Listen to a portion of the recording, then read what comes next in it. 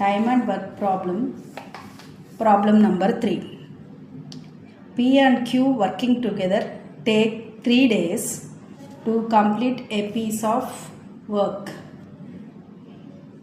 P, Q కలిసి ఒక పనిని 3 రోజుల్లో కంప్లీట్ చేస్తారు. If P alone can do it in 4 days, then Q alone can do the same piece of work in how many days? P అనే వ్యక్తి ఆ పనిని 4 డేస్లో కనుక పూర్తి చేస్తే Q ఒక్కడే ఆ పనిని ఎన్ని రోజుల్లో పూర్తి చేస్తాడు? పీస్ వన్ డే వర్క్ కావాలంటే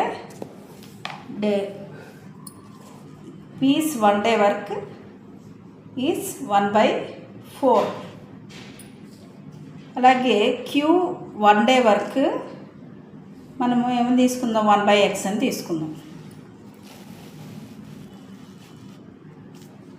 P, Q కలిసి ఒక్క రోజులో ఎంత పని చేశారు అంటే మనకి ప్రాబ్లంలో ఇచ్చారు.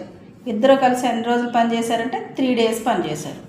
సో ఒక రోజు వర్క్ కావాలంటే మనం 1/3 వేసుకోవాలి.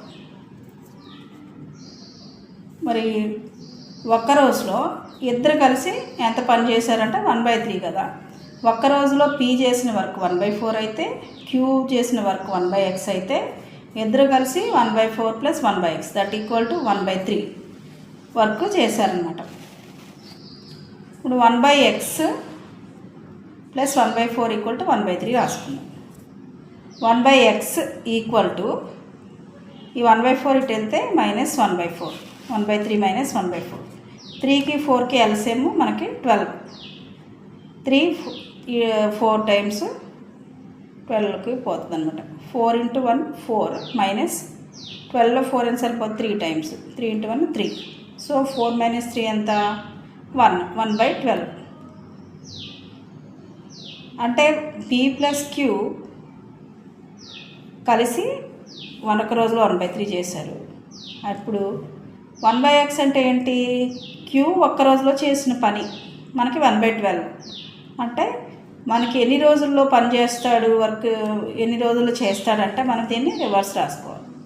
x అనేది 12 అంటే Q అనే వ్యక్తి ఆ పనిని 12 డేస్లో కంప్లీట్ చేస్తాడనమాట.